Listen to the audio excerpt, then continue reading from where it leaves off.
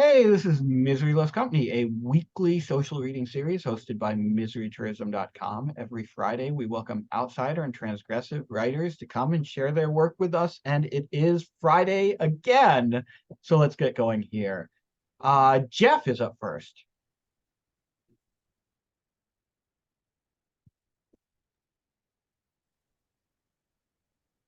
All right, fellas. I'm gonna try to read this one. I'll do my best. Um, Jeff, do you want me to just put the document from last week in there since it's in that document? yeah, if you have that, sure, I man. That would do, be. I do. I don't. Gotcha. Thank you. Yep. So I hope you can hear me. Okay. Uh, this one I titled "The Trust Building Bonfire." They piled pallets 30 feet high, prepared a week in advance. A few more items added to the pyramid every day. People arrived in the morning. The torch would not be thrown until 9 p.m. that night. I got my lawn chair set up around 1. There were tons of heads up in this place already. I squeezed in between the family with 2 kids running around on these little bicycles with no pedals. I thought this was weak as fuck. I wanted to tell the father about how I'd jump off a plywood ramp over a burning Christmas tree in July when I rode a bike at his kid's age. I decided not to, as he had on a Bernie Sanders 2020 t-shirt. On the right of me was a group of deadhead looking people. I was sure we would talk. Cracked open a double IPA beer from the cooler. Don't get me wrong, I'm not one of those IPA fuzz faces. I can drink Jack Daniels with the best of them. In fact, the gummy I took was hitting hard then. I went to piss. I came back and there was a sea captain sitting inches from my lawn chair. He had a nice one too, one with the pockets and the umbrella. I approached with caution. He was like, "Ahoy, matey." This set me at ease because I realized he was not LARPing. He was real. I am not sure what the LARPing captains do, but as Neil Hamburger says, I don't know, but keep it away from your ass. I introduced myself. Captain Morgan was his name. This motherfucker had Major John McAfee vibes. I suppose this is where you find those types. Where do they go during the week? What jobs do they have? They don't have jobs. They're drug dealers. Captain Morgan leans over to me and says, "You want to hear a tale of woe, son?" I was like, "You talking Rhyme of the Ancient Mariner shit?" "Arr," he replied. I was like, "Fuck it, dude. Go." My coworker's daughter got the cancer. I listened to her for weeks. The worst reaction I'd ever imagined. I grew out my hair. I grew a beard. I grew a ponytail that looked like those natives that I saw living in the Greater Antilles. Man, that's fucked. Well, worse, lad, worse. I grew out the hair and announced I was going to the barber. Raised more loot than a chest in Port Alexander. Dude, that's super cool. You're a great man.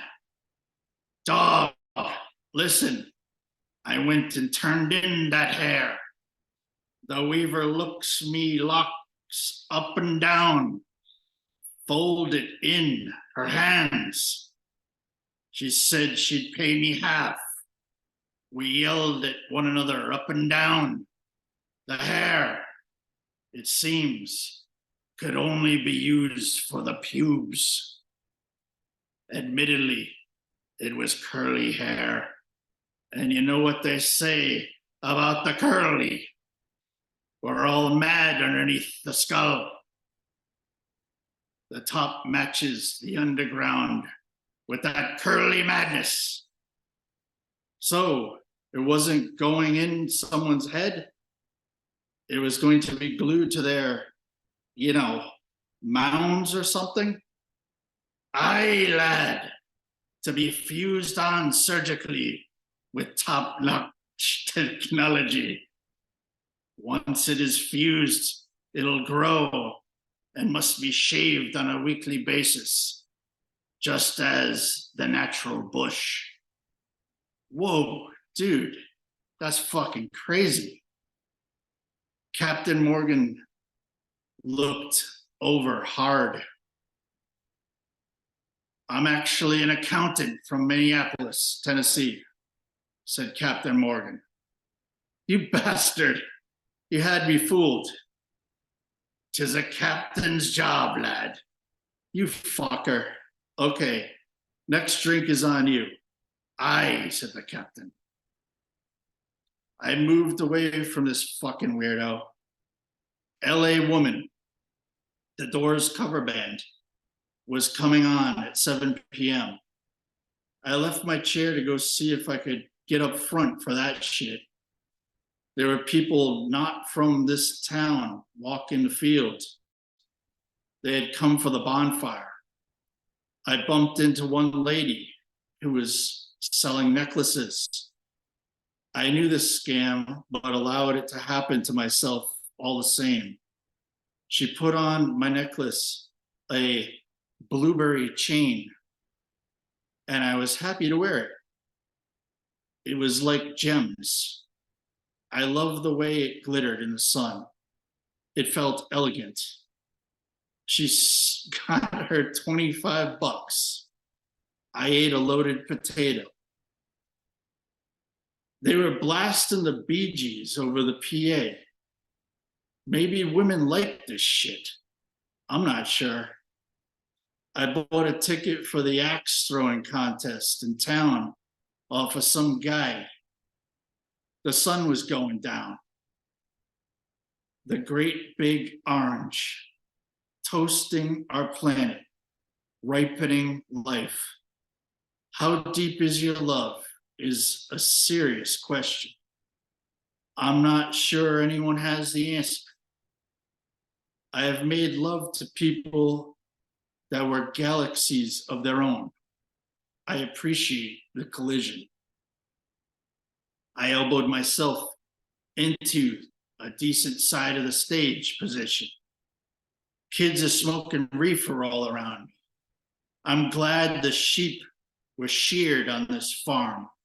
How awful. Everyone feels better after a haircut. That dopamine hit from surviving is enough to make the weekend worth living. Must keep moving. There was a field so green. The rain agreed this season. I saw a small hill. It was what I needed at this point of the day. I rolled down like a child. I stopped by a stone wall where people were pissing. The band was in full swing. Rumor had it the bonfire would be lit during the band playing Peace Frog. I was excited, but when that scratchy funk riff started playing, I almost lost my shit. Butchie was up in the tree this year.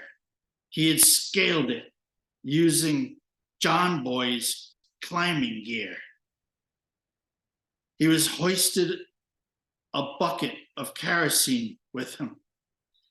He doused the end of his arrow. Butchie lit it on fire, placed it in his bow, and shot it into the bonfire. The ember lasted 3 seconds. Then the flammables that had been strategically placed on the pile ignited with force. Standing in front of an inferno gives one power.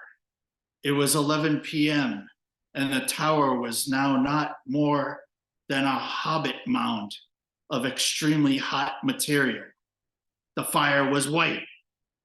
A few maidens from the town decided to leap the flame. They had on white dresses. They leapt on the side, practicing. They sang an old English song of their motherland. They ate berries from the woods. They writhed in drunken bacchanal, heads gyrating to the music of Jim Morrison. Then a line was formed. The ritual cheers surrounded out over the music. The nymphs lined up, a hierarchy of talent. Most girls were gyro ballet experts. Some were pole dancers. The end of the line were the ones with dentures. And as unfair as this may seem, this town on its surface rewarded the former, but absolutely preferred the latter. A girl pranced, throwing her dress to the side. Her leap was impressive, although her dress incinerated as she jumped over the inferno. She peeled off the wax. Another nymph ran, this one slower. She immediately burst into flames as she jumped over the 1,000-degree fire. She rolled on her side, and a few drunks poured water on her. The next nymph went and burned. Girl after girl catching on fire, skin lava, stretching like mozzarella. I was like, what the fuck? I left that area. Back at the campground, I was talking to everyone about Captain Morgan, who could replace all that pubic hair within a fortnight. All right. Thank you, guys. Thank you all. Jeff, this is wonderful. This is hilarious. So I love this piece because it's so wild and it's so surreal, and yet it perfectly, in some odd ways, captures the vibe of one of those strange, like, community events, like a county fair or a like one of those weird concerts you go to in like a small town where they've got like booths and shit set up. Like, you completely capture the vibe of some small town music festival or 4th of July celebration where just all of the fucking weirdos show up and hang around in the park for no reason. But you've taken that, like, that concept, and you've made it as surreal and as funny as possible. Also, I love your pirate voice, your Captain Morgan. And I love the character. I love the way he's presented. I love that. I was just losing it during that whole dialogue exchange between him and the narrator. And I hate to say it, but I really lost it at the cancer line, because you don't expect, like, this is a character who has been set up in a way that you're expecting this to be like a humorous and quirky exchange, and it is, but to have like the cancer thing dropped out of nowhere, I was howling. That was really funny. Anyway, this was a great piece, Jeff. Why didn't you want to read it last week? What made you, like, hesitant? Oh, because Josh read for like an hour. So Oh, okay. I mean, you should never worry about that, because Josh is No offense, Josh, if you're reading. He is such a bitch when other people go long, but he has absolutely no compunction about going long himself. So you, you should have read exactly as long as you wanted to. Anyway, this is a fantastic piece. Thank you, Jeff. Thank Yeah, you. I love the Captain Morgan character in general. That's fucking awesome. But that last part with the flame reminds me of like, I don't know, like some King Crimson lyrics or some shit, like just this endless like psychedelic. It's really psychedelic, like fucking crazy Yeah. shit. Yeah, A absolutely. little bit. Rudy, don't mute your mic. Hey, You're up next. well, actually, I have a special guest star who's gonna help me out here. This is an awful lot to read. I didn't want to read it all, so I tapped someone for help. His name is Eric. He's gonna help me read it. So I'm gonna. Okay. It's okay Okay. if okay if I share my screen so we can commune with Eric Yeah, here. yeah, okay. Let's do this. Let's do this. I'm looking forward to meeting Eric. Cool. Ollie. Oops, I gotta share a screen.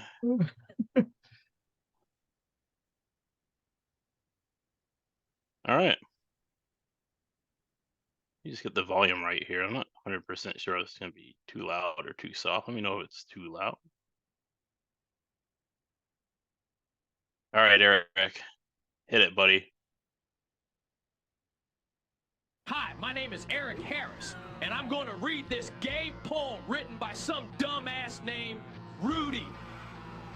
Exit light tolls Metallica haunting the local FM radio station, while my childhood fear of reading dense text walls casts a long shadow over Innsmouth that looks like my slumbering silhouette as I fall asleep under dim library lights in front of Mr. Catname's wordy screed, injected bodily with dyslexia during the first paragraph, a direct-to-video sequel to Tuskegee with me playing that one black dude. Dude, so fucking boring anhedonia put a spell on me and on the whole year of 1999. A half grid of sand in God's hourglass and blinking eye. A time during which scared or scaly or atavistically scarred classmates kept me and John staring down psych evaluations because we looked at everything. Houses, the woods, our school building, like an unrealized FPS level. Unrealized with a capital U or lowercase case. You don't get it. We were always thinking, wouldn't this be better as a first-person shooter? Why isn't this a first-person shooter, or at least something actiony? And honestly, I would ask Danny Ladon the same thing about his Columbine RPG. Then hold down, enter. And that was Eric with Super Columbine Massacre RPG, the poem. I So think now I'm before we move on, we all need to give a round of applause to Eric. May Eric. he, Eric. may he Eric, rest did in peace. Thug in peace, Eric. Eric, Doug in Holy peace. Eric fuck. did it. Holy fuck. Was that was AI generated? How the fuck did you do that? No, that was actually Eric Harris's ghost summoned from the dead. But no, Oh, I'm sorry. I'm sorry. Of course. Of course. no, yeah, the AI. I gave it, my poem and stuff, and yeah, I made some. I had to tweak it a little bit. I use 11 Labs for the AI shit, but no, I tweaked it a little bit and added the Doom music and How did you sync up the video? it wasn't really synced. It's just Okay. a GIF playing on. It's from Okay. the voice clip I trained it on was the Hitman for Hire, so that's the one I used. So Yeah. hey, Oh, but okay. Sorry. Carry on. I have some other ones to read. Much in the spirit of this one. The next one is which I'll read is called Depression Quest. It's about a game called Depression Quest. All these are games, by the way. It's my game loop shit. I'm too depressed to give a shit about this rote exercise. Just put nearly every day for everything. Depression Quest. This next one's called Minesweeper. Landmines are a problem. Click. 2 mines nearby. Mogawa is a rat. Click. 1 mine nearby. That sniffs out landmines. Click. 2 nearby. Click. Aw, Mogawa is so cute. A real minesweeper. Aw. Click. 2 mines nearby. Magawa is click, 1 mine nearby, an African flag. Giant pouched rat, click, 1 mine nearby. I guess at some point, click, 3 nearby. Magawa died. This one is called Counter-Strike Global Offensive, and Counter-Strike is the shittiest first-person shooter ever, just for the record. I stand for the flag. I kneel for the extra accuracy. Counter-terrorists win. This next one is called VTech Rampage. And this is a real game, by the way. It's like the Columbine game, it's a band game or whatever. Around 2007, when I was at game design school, far away, this kid shot up Virginia Tech. Lol, this kid, his name was Seung-Lee Cho, Any Cho. Cho shot, among other things, 33 people, shot a Holocaust survivor through a door like he was somebody's hand clipping through a stall in GoldenEye's facility level, shot to the top of the spree killer charts, gif of boat guy from Saving Private Ryan with the caption, "I'm ranked 5th on the server, noob." He might as well have shot people on network TV every night. And just after Cho became a household name, some Australian guy, Ryan Lambourne, made a game about his killings, which he put on Newgrounds, resulting in an interview where he said some really salient off-the-cuff things about art and offense to Destructoid, while armchair critics hid in their high castles and relayed haughty condemnations to ephemeral diaries. And frankly, I agree with most of what Ryan said, in particular his answer to the prompt. Well, most developers can rationalize their games as having an actual message or idea to convey as having somehow gives a game meaning or context. By your own admission, the VTech game has no such message. So how would you defend it? Why should I? I would go further to say, who cares about debating or defending games as art? I would rather be defending a control point in VTech Rampage 2 Payback Edition, a purely hypothetical, or to some hypothetical, AAA title in which Cho and other young heathens square off against different police enemies, up to and including people who police intent in a Newgrounds Flash offering, flinging metal slugs at affected faces, noses turned up as if they were attached to atomic bombs falling like snow on targets in Korea, in a world where they gave Douglas MacArthur everything he wanted after the Battle of Chosin.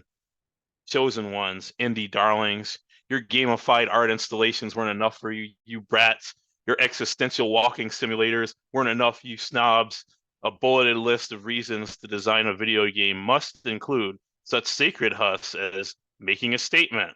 The statement is very important. No, seriously, it elevates the medium like an angsty haint lashing out physically. Watch out, Super Mario. Watch out, Call of Duty. Here comes art to rectify, reincorporate, justify all the shit you've given me right back at you with hollow points. Bang. This one's called Myst. I played Myst, totally unremarkable, as the mist from the rainstorm that had pounded John's house was rolling through thunder, as John's mom was saying to turn off the computer so it wouldn't get fucked up, as Jonathan Blow, creator of an inferior, less remarkable game inspired by Myst called The Witness, was off somewhere, probably in California, doing cocaine at Berkeley, ready to pounce like a lion, a bald, effete lion, on people who criticize his work. Actually, Rudy, I wasn't in California doing blow. Ha! I was in your head, living rent free, clearly, doing blows to your hippocampus. Bang, bang, bang. Hey, come stop me if you want to. I'm just here kicking this thing. Why don't you tell them about how your dad had a drug problem? Still think criticizing me for my fictional cocaine habit is funny? Yes. This next one is called Doom. Doom is poetry, I guess. Everyone should stop writing poems about doom. Stop it and play Doom. And that's all.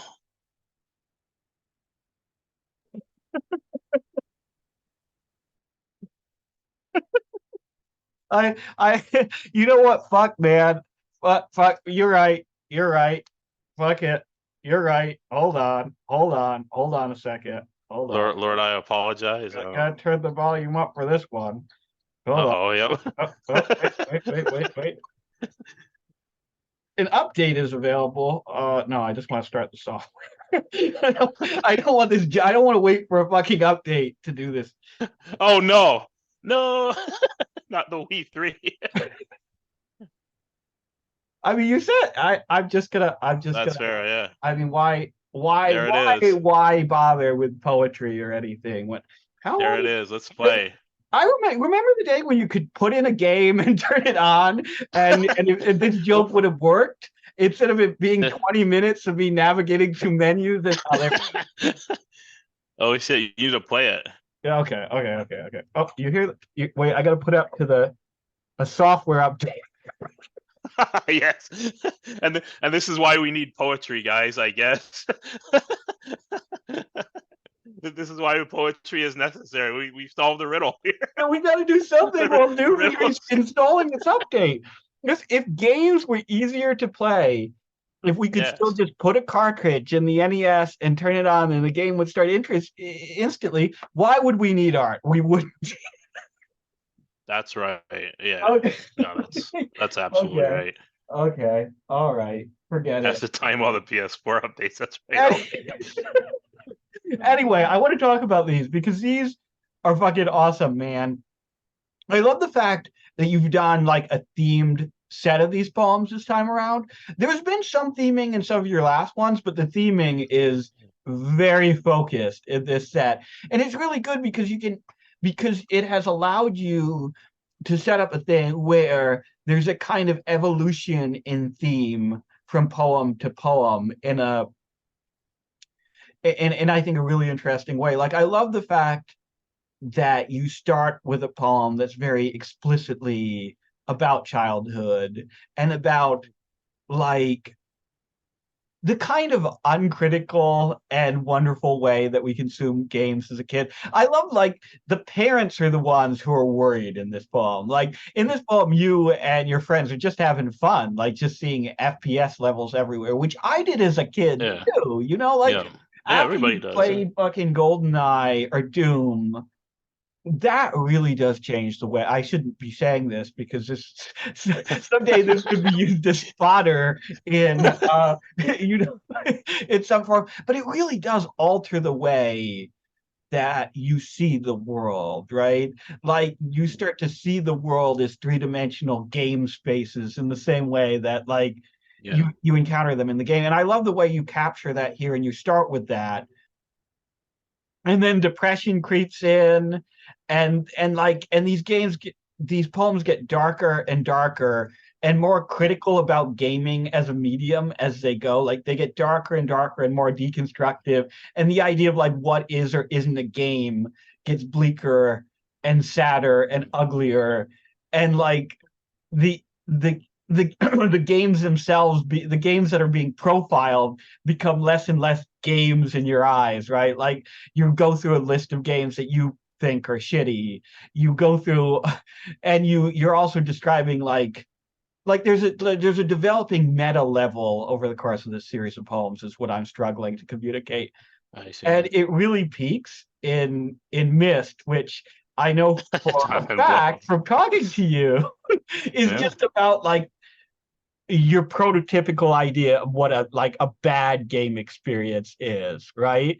And I love that it peaks with that, and like the depression and the ugliness of this set of poems shows up, and it shows up in a game you wouldn't expect. Like it's basically mostly been up to this point first person shooters or games that are explicitly art games and explicitly games about depression. And then Mist drops in out of nowhere, and it's the saddest poem of the bunch. Although I do like the way that Jonathan Blow interjects in the poem and gets really as like this scathing voice inside your head.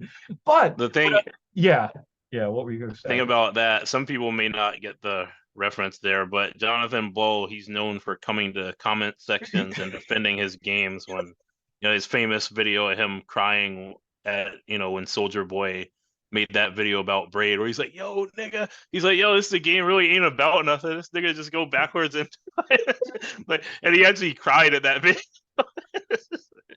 I think it was an Indie Game, the movie, or one of these documentaries or whatever. But he's notorious for. Sorry, yeah, No, yeah. I remember that. I remember that he's one of these guys like who is the guy who is really known for that? The guy who made that 2D game that becomes a 3D game that's like Fish or something is his name, right? Oh, Phil Fish, yeah, the hated yeah. Phil Fish. He is Yeah, like okay. notorious Yeah, for just being a complete dickhead right, whenever the right. subject of people playing his game comes up. And oh, there we go. Yeah.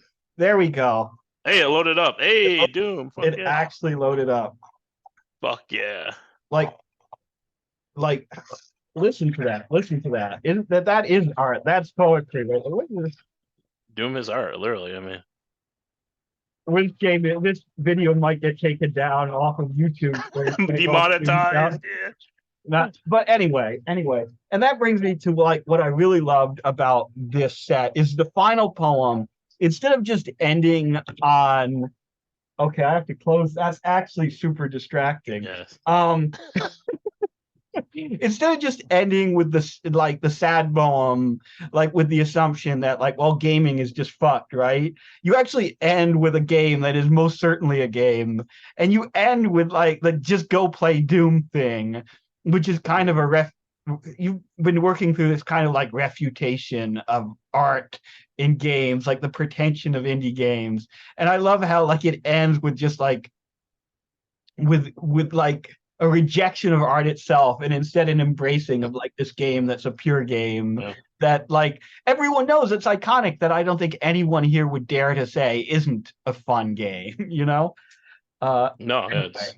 it's not your stepping stone to greater things or whatever. I don't know. It's just a game. It's just a fucking game. It's just a game that's fun, that's visceral, that you can just enjoy. And anyway, those were great, man. Anyway, thanks for letting me read. Yeah, definitely. Doom YouTube video went. Too many people have done videos about Doom, I think. I don't know that I have anything to say about Doom that hasn't been said by many, many people before. It is a great game, though, one of the greatest games of all time. Anyway, sorry about that. That kind of went off for a while there. Colton is up next. Yay. Colton, you made it again. Somehow, by the grace of the fucking Chinese government, I'm here. I don't know. I'm in that mode. I'm like, I don't know who to blame, because I didn't have this thing for two and a half years. I went through this whole pandemic, didn't get it. And of course, a week before my birthday, and there's like a festival going on like a few blocks away from my apartment. And so there's all these people walking around happy and shit. Stupid. Oh, well. Yeah. I'm just like, Grandpa Joe from fucking Willy Wonka. Yeah. That's how I feel like. That's how I feel like right now. Oh, shit. Just in bed. Like, you go have fun, Charlie. I'm going to be in bed. Okay. Let's see. I sent you the link. I have to use my Word doc. See, I don't have Wi-Fi in my apartment, so I had to go to the coffee shop wearing a mask, make sure I didn't see anybody to send you all this shit. And I found a hole in my floor. So what? Yeah, my apartment is from like the 20s, and so there's like a basement, but like it's just nothing. Like I could just stare into this hole and see dirt. So yeah, there's just a hole. Yeah, it's fucked. I'm having the ending of the Summer of Gooch is going great. But in spite of that, I've been doing a lot of writing. I went to Alabama recently, so I wrote about that. I wrote about being sick, and there's one poem I wrote, and it's about, I don't know, it was just like random, like automatic, just sitting in bed writing. And then the last piece, I don't know, I'm going to have to take a hit of my one hitter to explain that one, because that one was just came out of me spiritually kind of. But I'll go ahead and start with the first piece. It's called Making Friends at the Jubilee. Every piece of the animal is worth a little something something. Time to go stick poking for crabs and eel at the Municipal Fairhope Pier. Woman on the dock hoses off her French bulldog. White magma measuring station reeks of afternoon catch. Watch them now. Pelican's about to dive. Boy, if you don't pull those shorts up, the seagulls will nab your gooblet. Down in the dirty brown sand are muskrat bones and Mennonite hats. Inside tackle boxes are Kenner Princess Leia action figures and arched black cougar pins, spotted with ice ball diamonds.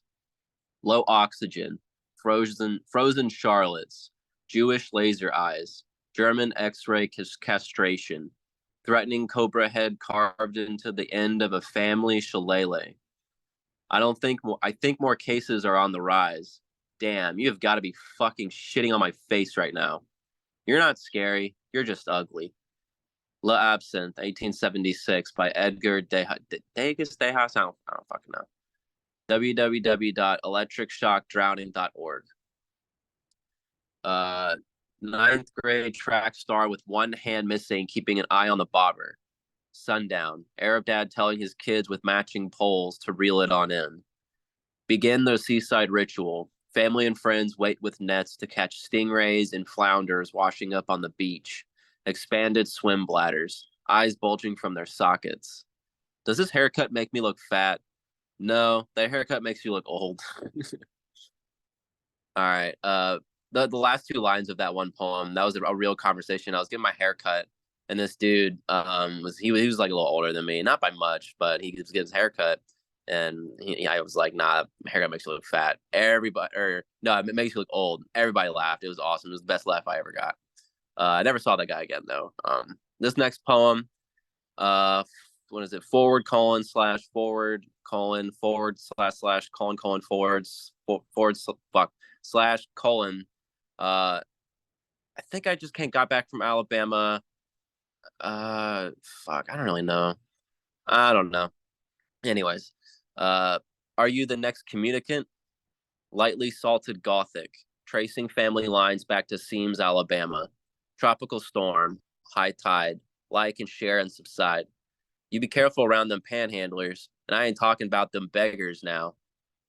Cutting your finger on accident, phone dropped into toilet water, building a log cabin poem, eating spicy fried dravite, hearing cats fighting outside, discovering the always busy lips of financial banking.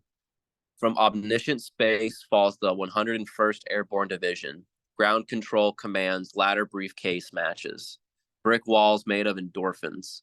Roadside worship tickets say, God's law is honest love. Hey man, good to see you. You going to Sword Club today or?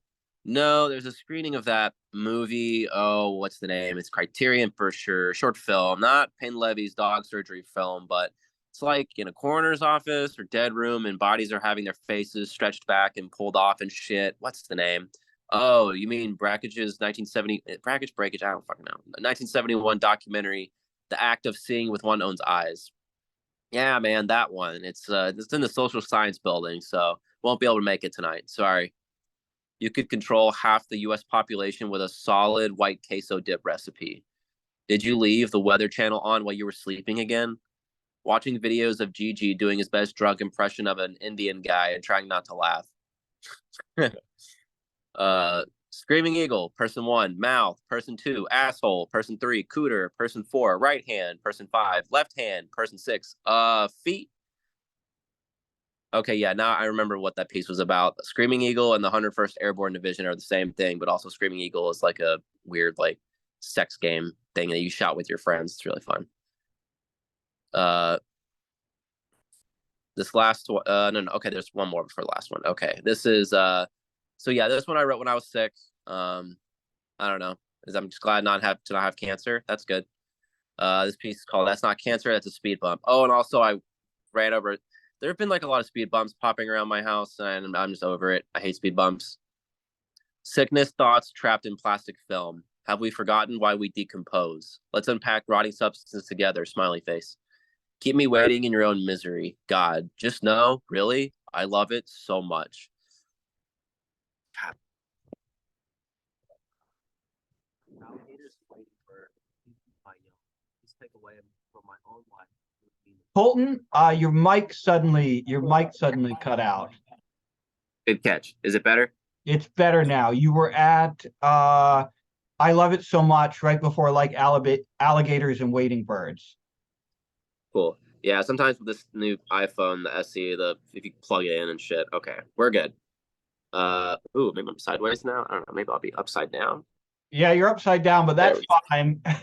That's There cool. we go. I You mean, know that's what? bad. I don't care, but we can hear you, so that's the important thing. Good, good. Okay. Like alligators and wading birds, please eat my young. Take me away from my own life and prove me nostalgic. Force feed me B12 pills. Treat me for sucking blisters. Make me feel like I wasn't even there.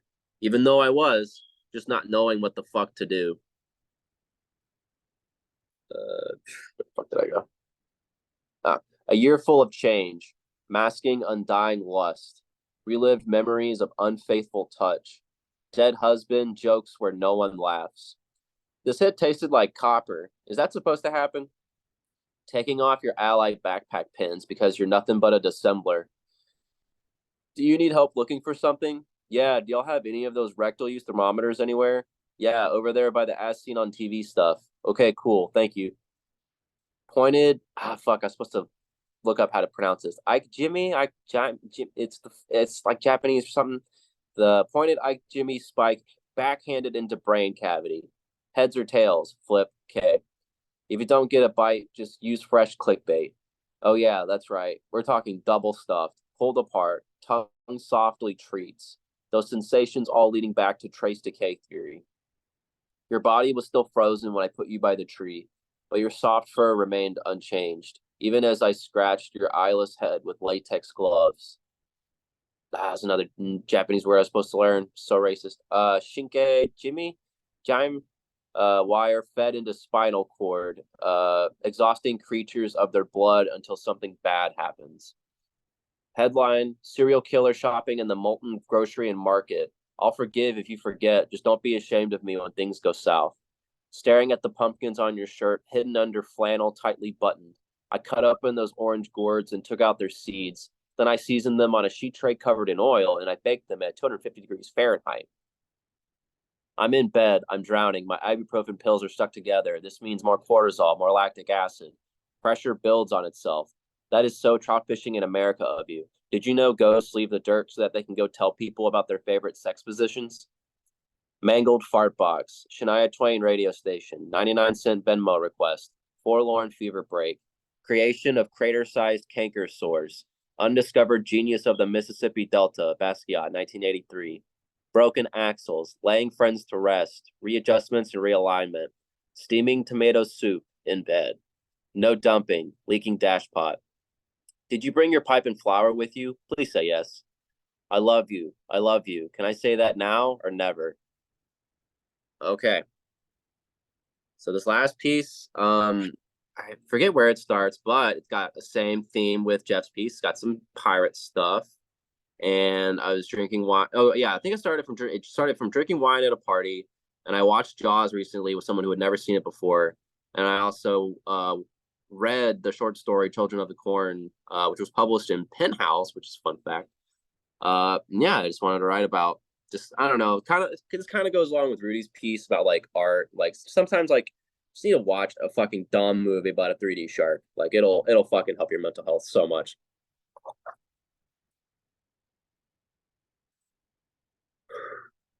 All right. This piece is called Jaws 3D is the best Jaws movie in the entire franchise.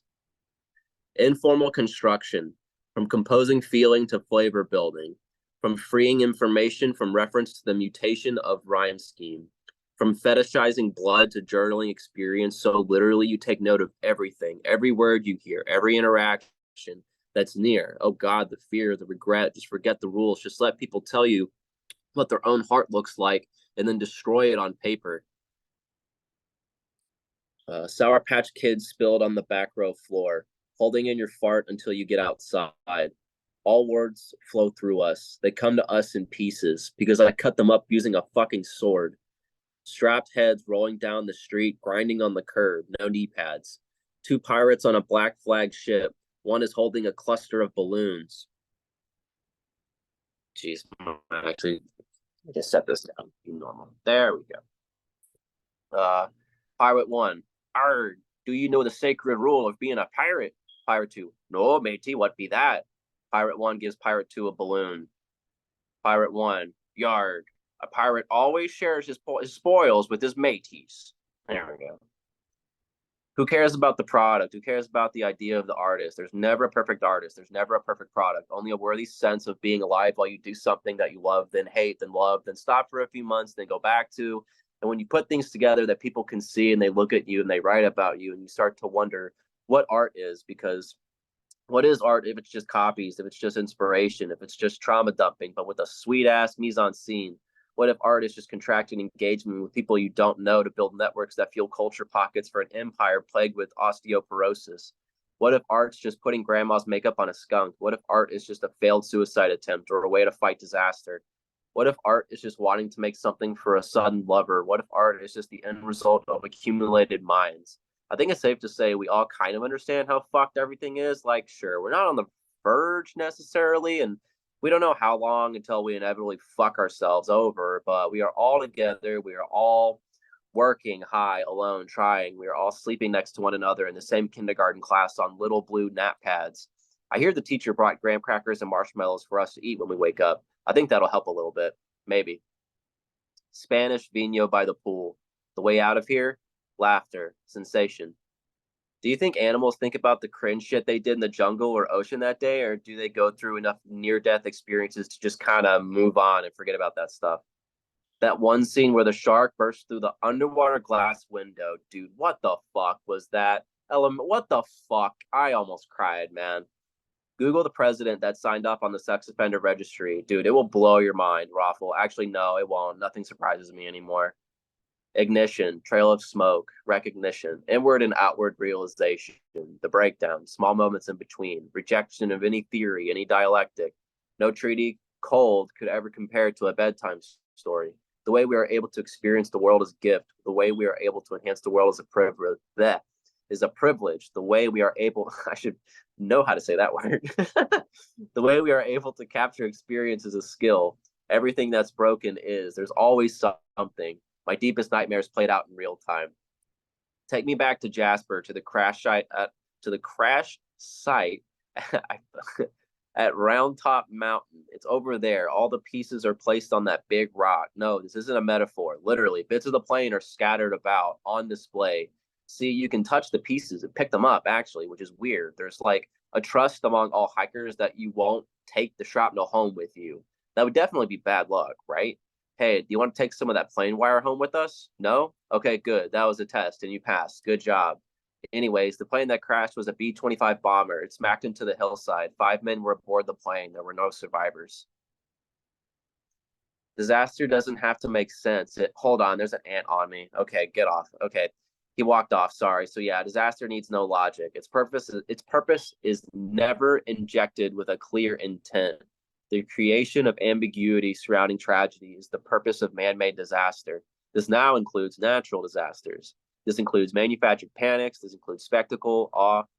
Once you get everyone fighting over the meaning, the next disaster is already taking place and the money starts to flow. Tears shed and okay, the ant is back with some friends. They mean business. Hold on a second. Let me go get my gun. God damn it. All right, here's the long part.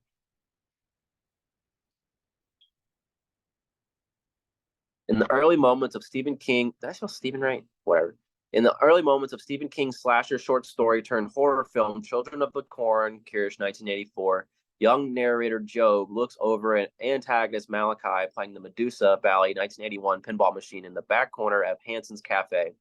Malachi is positioned strategically to oversee the incoming massacre of all the adults in the town of Gatlin, Nebraska, whereas Job is unaware of the fact that he will watch his father perish. Like the gambling addiction that fuels the pinball craze, in rural America, there is a deep fascination with worship, in particular, the wrath-fueled God of the Old Testament. And there is also a feeling of gratitude associated with the food and the provisions that grow plentiful through him. There is a fascination which leads to careful inquiry, to a beautiful relationship with a God who is harsh but fair. However, there is also that limerence that begets delusion. What if that delusion was rooted in something real, something sinister? If we investigate the back glass of the Medusa pen closer, artwork done by Kevin O'Connor, we see that the machine puts you into the perspective of a man turning into stone, having looked deep into the once beautiful mortal's eyes, while other warriors in the scene are in the process of petrification as they surround the cursed Gorgon. Through the radicalism of Malachi and his superior Isaac, the children of Gatlin are turned into a chosen people, an army of stone soldiers, one that both betrays and submits to nature. Their own metamorphosis is something unnatural, Christ-like. It begs understanding, but also defies science. Nature is no stranger to female infanticide, but it is rare, see pseudoscorpions, spiders, and nematodes, for certain species of children to deliberately kill their parent, much less their provider. There's not only a physical transformation going on, but a moral transformation, a generational overthrow, an enhancement of the young in the form of a child death cult. The image of Medusa herself on the pinball bat glows with a corn yellow color. Her golden wings keep her suspended over you, the player, but the background to this tragic combat scene is a blown-up image of Medusa's menacing face colored a violet dark pink. Athena's failed virgin sucks you into permanent death, encompassing not only the tone of the machine, but the tone of he who walks behind the rose. As you plunge into Medusa, you immediately collect Gorgons as an objective for the skill shot. This will increase the value in ripping the spinner that separates the top and bottom playfield. The upper playfield is called Olympus. It features Zeus releasing lightning from his fingertips and lounging about with various blonde women. The lower playfield is called Rhodes, and it features the neck-born white-winged stallion Pegasus on the left side,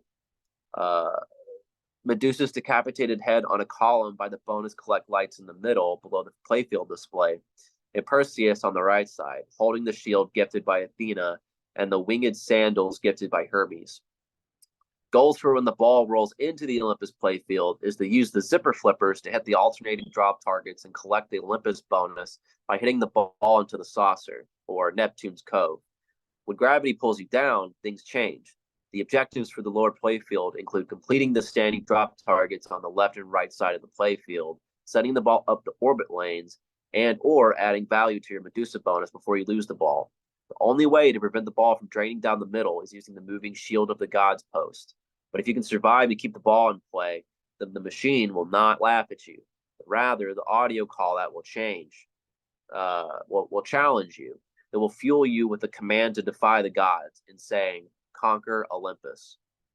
Though there is honor to be obtained by slaying the monster, failure to do so will require 2 more quarters. After Job narrates the strange behavior of Malachi and the other children in the scene, camera soon pans to the street window of Hanson's, showing the sullen face of the mastermind behind the movement, Isaac, waiting to give the ghost signal for the slaughter to begin. Heads nod, the front door is locked, powdered poison is put into the coffee pot distributed to all unknowing guests. The adults start to choke and convulse. Children grab their weapons. Malachi abandons the ball in play and pulls out a scimitar knife that was secured to the non-camera facing side of the Medusa machine. He uses it immediately to slit a man's throat. All of the other adults soon perish through different sacrificial methods, including one man whose hand is forced into a meat slicer. Damn, I guess spoilers? Shit. Whatever, this movie's been out for a minute.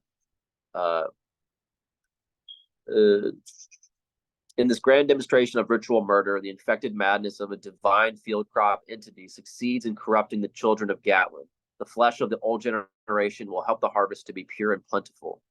Originally published in Penthouse magazine in 1977, Children of the Corn is in its pure form an atmospheric tragedy that claims the lives of 2 uncounseled lovers, Bert and Vicky, fighting against one another as they drive through Gatlin, known as the nicest little town in Nebraska.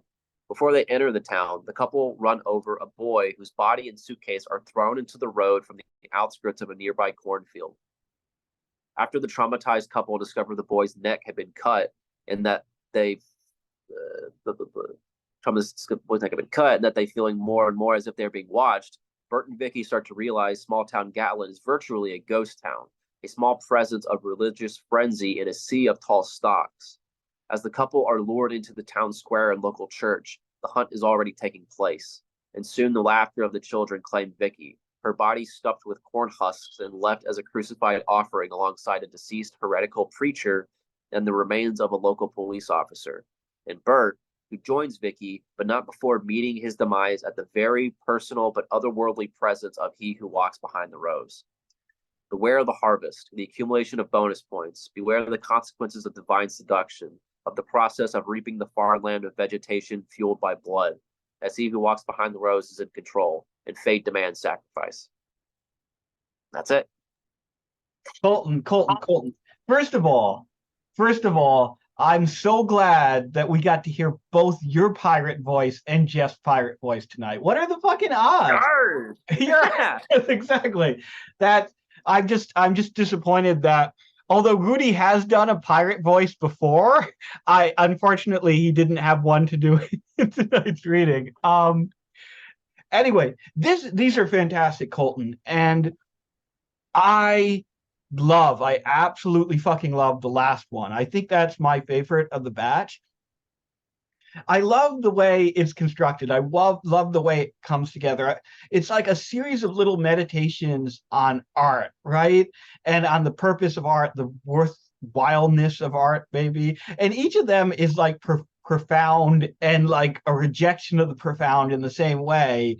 And they slot together really beautifully. But then I love the way that it comes together in that very last gigantic fucking paragraph, because you've had all these musings on art, these kind of like abstract statements about what art is or isn't, but then you kind of present us with an art object and you present it in a way that's really wonderful, where it seems like you're going to offer a critical interpretation of this film, right? And you start to like weave out the themes and stuff, and then you get sucked the fuck into that pinball machine. And that's so brilliant, because it's so much about the way that like art defies interpretation, but also art is subject to a million different interpretations at once. And we see you, the writer, there, because we know like your obsession with pinball. And it's so clear that like your attempt to construct a like scholarly thesis about this, like a work of criticism about this piece of art,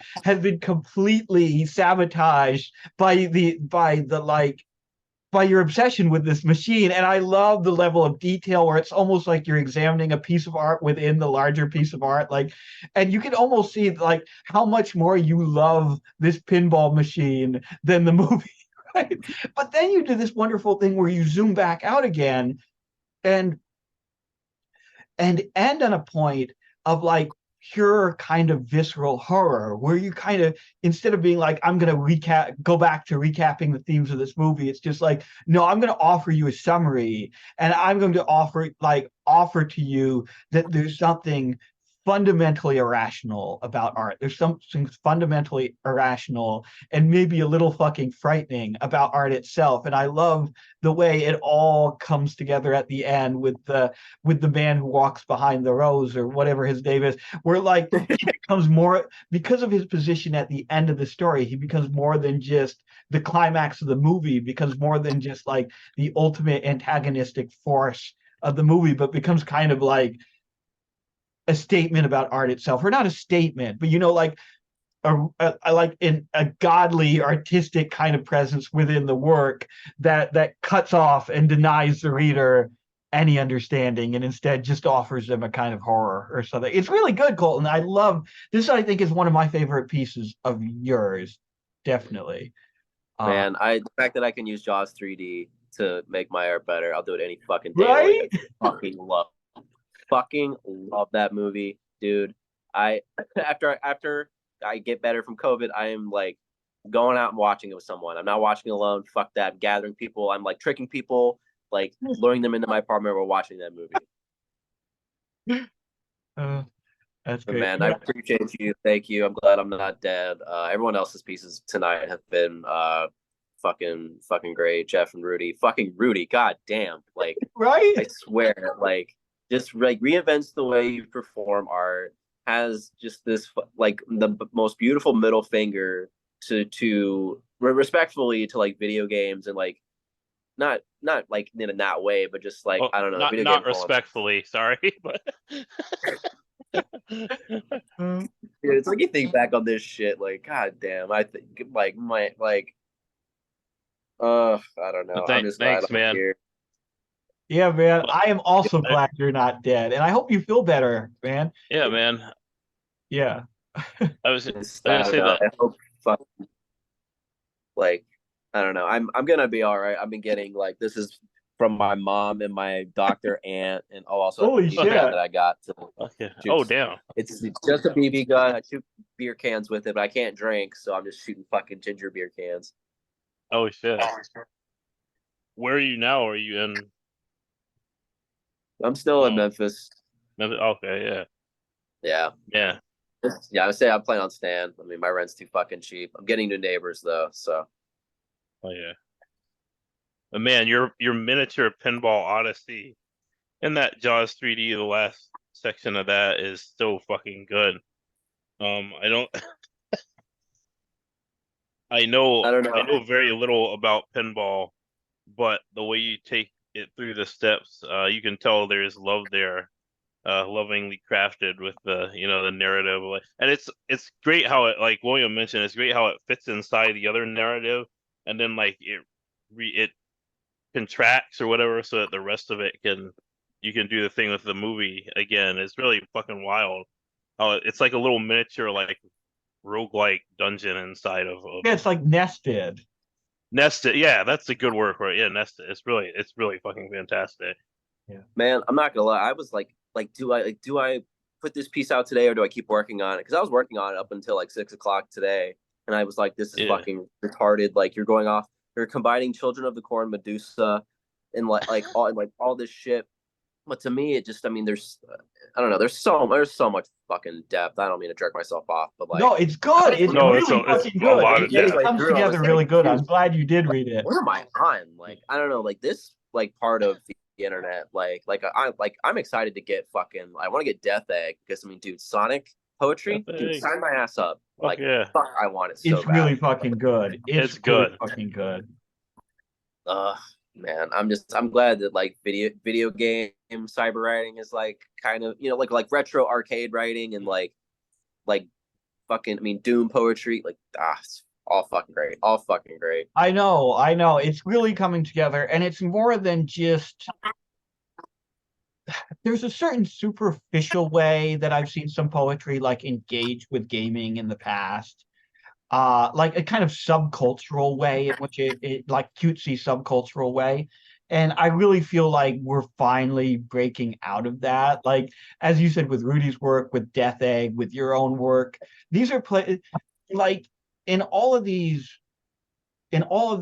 poems and literary pieces, like the gaming aspect is integrated instead of being a gimmick, right? It's a real artistic exploration of these things. And it's not simply like I don't know, like it doesn't feel gimmicky at all. It feels like it's a holistic part of the like artist's lived experience instead of like, it's an advertising gimmick or it's a way to get my book published or something. It feels a lot like it's cutting and digging a lot deeper than that.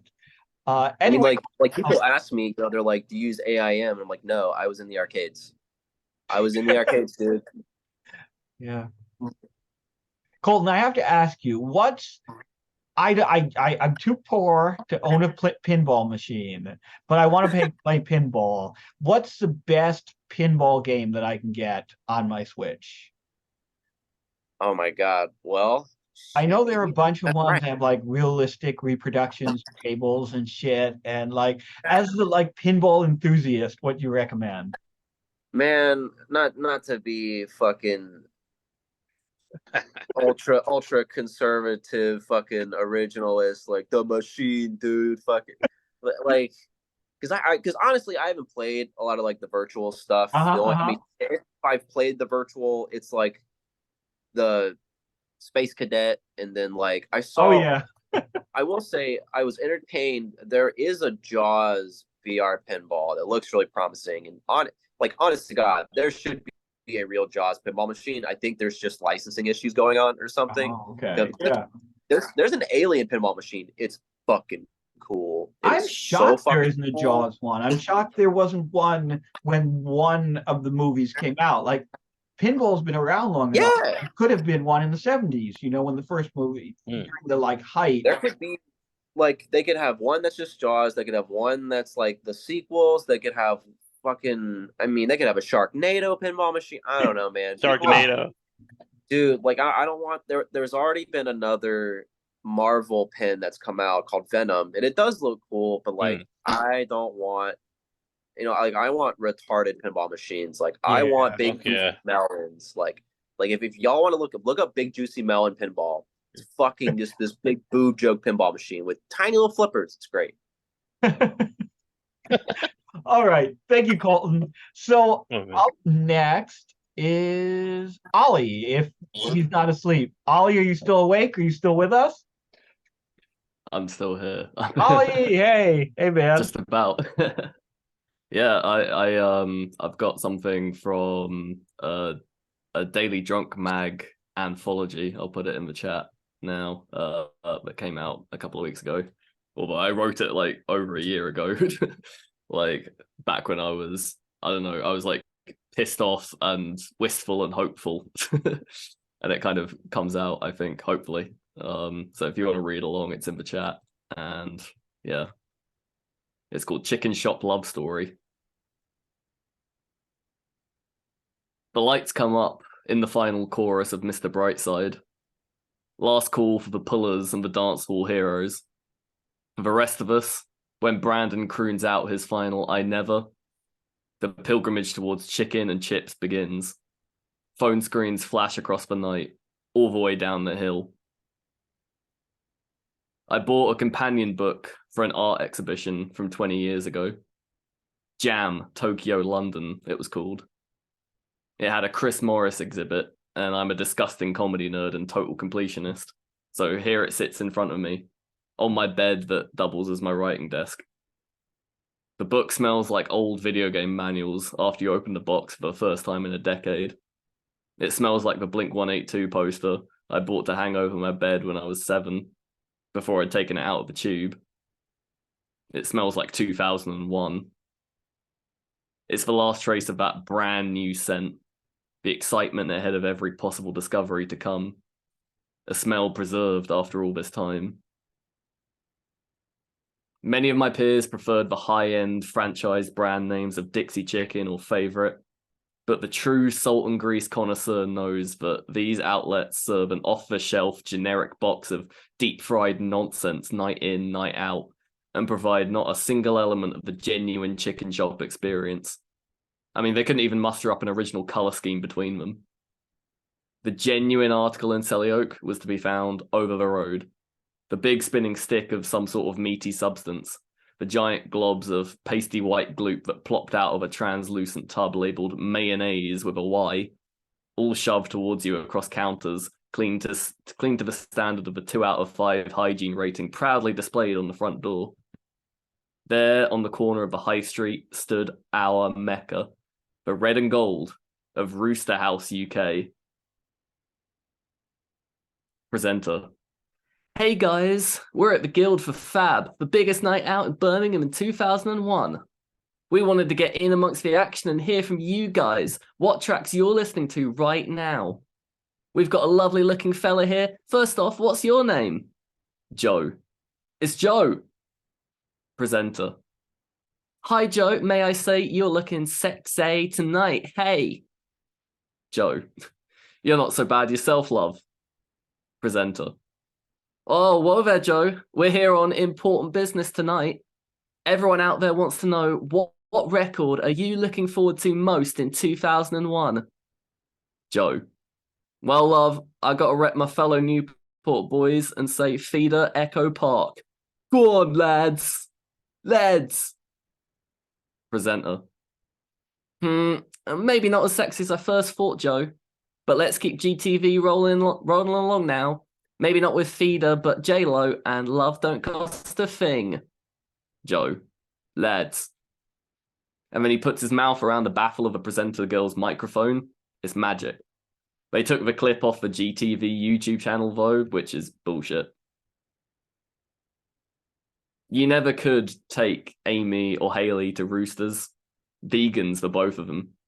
Proper missing out, I feel. Like, when you're off your nut and hearing the remnants of Darude Sandstorm ringing in your ears as you shiver under your jacket, I don't know about you, but all I want is the warmth and the loving embrace of a chicken wing cut off a spinning stick and bundled into a colourful cardboard box just for my delectation. I never understood those girls. That's why I wanted to explore the whole world with them, to share my life with them, just in the hope that one day they could have let me into what was really going on. Sprang out, deal, pose for the pics. It worked for a time. After I left Selly for good, they knocked the place down to build student flats for international students, those eyesores with exorbitant rents, the end result of a higher education system distorted beyond recognition. The vice-chancellor never realised we were much interested in the rolled-up piece of paper, of a weird hat and gown which for some reason cost a week's rent to pay for one day. We wanted chicken boxes, we wanted them hot as hell, and we wanted them at 3:30 a.m. Basically, sorry I have to say it, Nick, but very disappointed in yourself. I not only feel, I'm quite positive and got evidence that you're plotting a very dirty plan on everybody in here. Roosters, just a Fall Out Boy track away from my front door. That's where I wish I could return to. I crave those sizzling chunks of processed something. I long to feel those weird sensations in my chest after devouring the whole box in front of late night scuzz on telly. I want to be back in that place in that time, hand in hand with girls, fidgeting with my front door key, unable to open the lock fast enough. We'd all just freeze in the chill of a massive January night and thank Boss Man for the memories. That's what I dream of. That's what will never come back.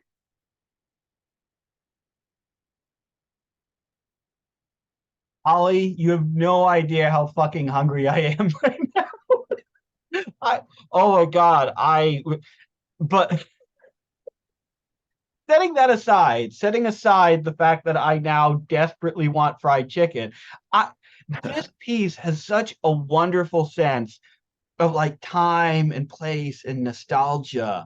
It's a very short piece, and yet you really, really capture something like fundamental about the experience of young adulthood, about like the experience of craving a certain kind of greasy food and having a certain kind of real romantic nostalgia attached to that, and just like and all the way the little like the like collage that you presented here of little moments, right, that seem like minor and mundane on the surface, but that are so full with this odd little bit of like young adult romance. And oh man, it's just a really effective piece, I think, because I felt it really powerfully, even though it's so understated. It's an incredibly understated piece, but it evokes a lot of emotion and a lot, once again, of nostalgia. It's a really good piece, Ollie. I enjoyed it. Oh, amazing. Cheers, William. So what, please describe to me the experience of like an authentic British chicken shop, because I have never been to the UK. I'm only familiar with what fried chicken is like here in the US. So is it even fried, or is it rotisserie, or what's yeah, the it's a big spinning stick. Oh, so it's like a rotisserie, yeah. And I guess you get just a bunch of kids basically just shoved in through the door at about 3:30. Like after the club would close at 3, everybody would get shoved in. So it's just absolutely, like sardines. And you got a bunch of guys working behind the counter, just like slinging shit everywhere. Like, oh man, just proper like chaotic, chips going everywhere. Like, there is a song by Lethal Bizzle, and he mentions a chicken place in it. Called Nando, I think. He uses the phrase "two chicken Nando." And this is like this song has been stuck in my fucking head forever. Well, Nando's is more like a restaurant, yeah, but that's definitely like part of the culture, definitely. Like, gotcha. Okay, is that fried chicken though, or is that like yeah, that's Okay, gotcha. It's sort of every type of chicken, basically. Gotcha. Okay, yeah. The chicken in this is like vivid. Like it's Are you as hungry as I am right now? I'm about to cancel Misery Loves Company. Right? Yeah, no, it's vivid chicken feels. Yo, I have a question though. What's like the best dipping sauce though for the chicken? Oh man, well, I mean, I'm a ketchup guy, really, but I mean, barbecue. You can't. Okay. You gotta love barbecue. But Yeah, I don't know, ketchup yeah. is such There like a we British go. thing as well. Just like you have just ketchup on everything. Like, Okay. I was curious. I don't know if you were gonna say like fucking like Vegemite or something. I oh don't know. no. That would have been fucking crazy. Isn't that Australian? Hey man, I think you're those being people really are. racist. I don't know. Oh, I'm not. My Whatever. Dude is not here. I'll be racist. Fine. Well, honestly, No I racist guess if takes someone place. was to say that like all Brits and Australians look alike, that seems accurate to me. Like, right? Like we're all well, I mean, that doesn't Australia is seem where we as go racist. when we fail. You know, that's where I'm heading. We're sending you off to the penal colony. You All call right, out. Ollie, Nice. that was awesome. Thank you, man. Um, okay, Coleman is up next. Hey there. Hey, Coleman, how's it going? Pretty good. Um, so I'm going to be reading a few poems. Let's see here. Let me pull it up. All right, so this first one is Bizarro World. If you're a fan of Superman comics, you know, Bizarro World is like opposite our world in every way. So, Bizarro World. Firemen burn down houses. Police set us free. The coke Russ snorts grows healthy brain matter, not demon ideation. Paramedics kill his body. They inject any poison so long as it's green. Life's good, death is birth. Mom aborts the fetus and he breathes again. A selfish addict douchebag. I'll change, Russ says. I believe in a God-shaped plug. All right, so here's some more. Let's see here.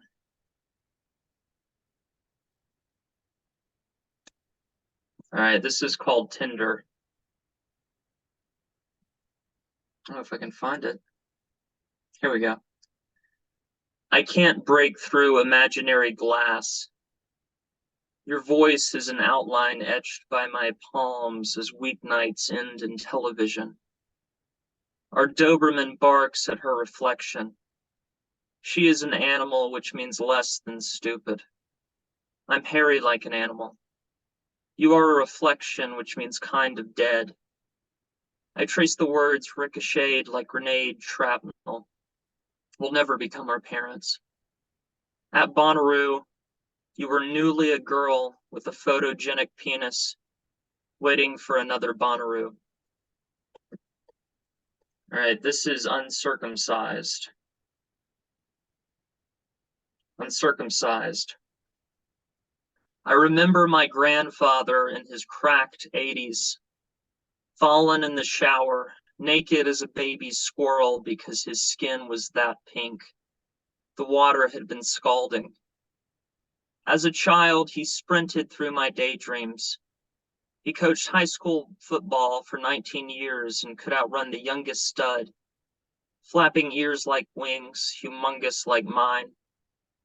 I shot forearms beneath his armpits, laced my fingers, and lifted up, trying not to gaze down. Origins no one should see.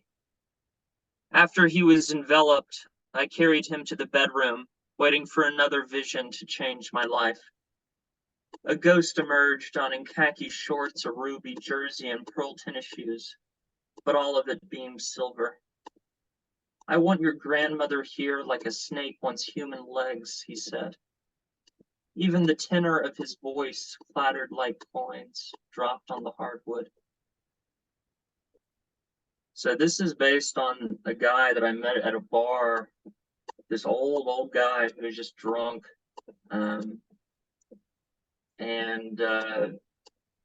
It's called Some Drunk Guy, and it's written from his perspective. Want to go in for beer so bad. Nude afternoon with Nashville legs. Red hair set pillowcase ablaze. Couldn't get thing up, pop Viagra. Kinda blue stare through feet first. Striding past oak thick roots. Down sidewalk man huddled plastic bags within or red blue cans. So know this too urban for happy. I want to leave bad all them. Farm East Tennessee, masturbate, and peace for once live alone. Future corpse, our arguments real, violent, the thought don't sting. But feels good, feel it to come enter. Drink drown, sorrow stagnated. My sweet and understanding bitch. Even bought her best type cow. Best type's grapes, now Jesus blood.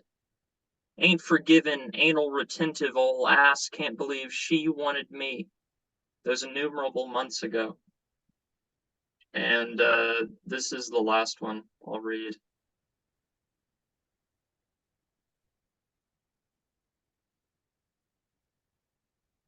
Let's see here. Lucid. In my dream, our cat is flying. Our dicks are huge. But the whole thing is about the crucifixion. We keep waiting for Jesus to come back. Jesus never comes back. So we raise our children in dreamscape where our cat is flying, our dicks are huge.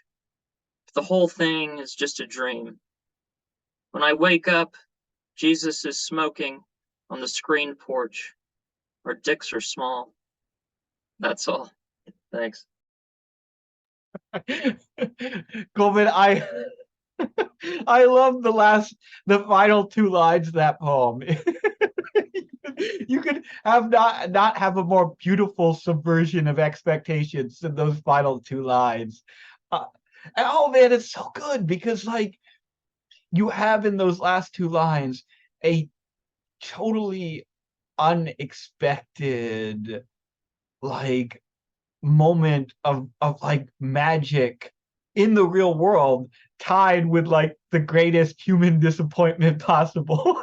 Can you imagine waking up from a dream and discovering that Jesus has returned, but also you have a really tiny dick? Yeah, exactly.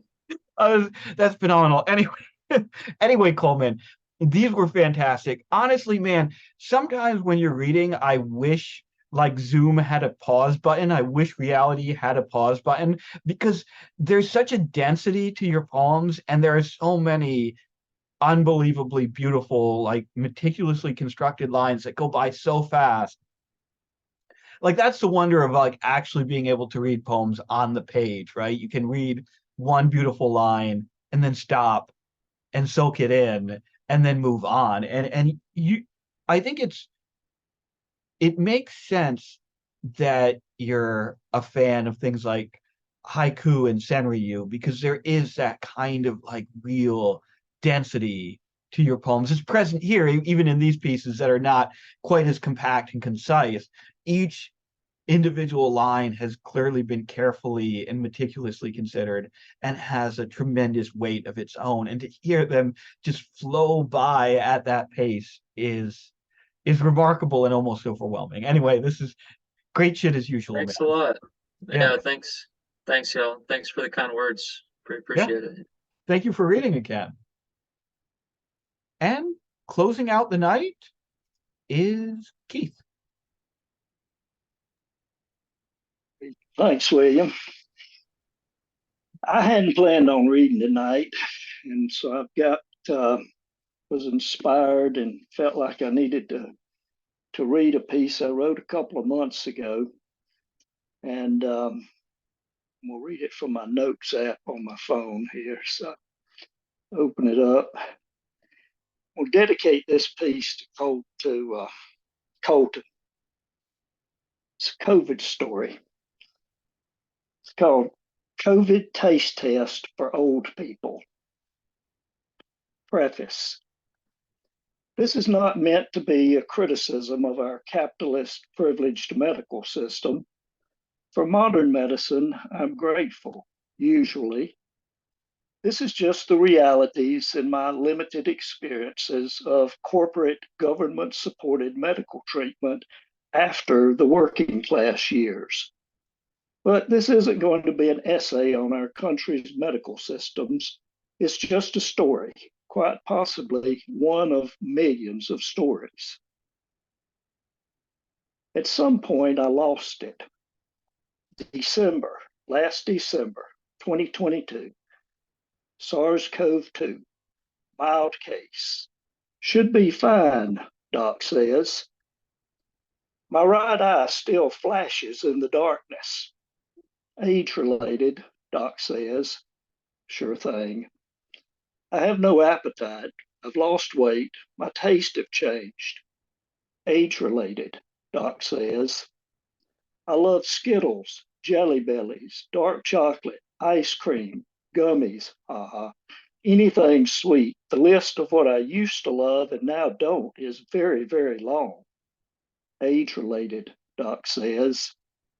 I smell oil used in cooking and prepared foods. Oil is everywhere in foods. I don't like oil anymore. Did taste test with foods with different oils. I don't like those foods unless masked with sugar, like donuts. Age-related, doc says. My energy levels rise and fall, metabolizing sugars, I guess.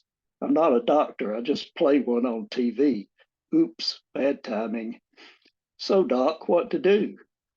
Age-related, doc says. Sure thing, doc. So let's wrap this up, Keith. Would you mind answering our survey? It will be in your email before you get out the door. Sure thing. The receptionist will set up your next appointment. I want to see you again in 4 weeks. Why? It'll be on your Google Calendar. Thank you, I guess. And we'll send you a text reminder, so be sure to reply. Hey, Yes, sir. can I go next? And to remember you, we'll call you the day before. Okay. But if you miss the call, don't worry. Our system will keep calling you. And if you don't answer after 13 times, we'll call 911 and request a wellness check. Great to know. Thank you.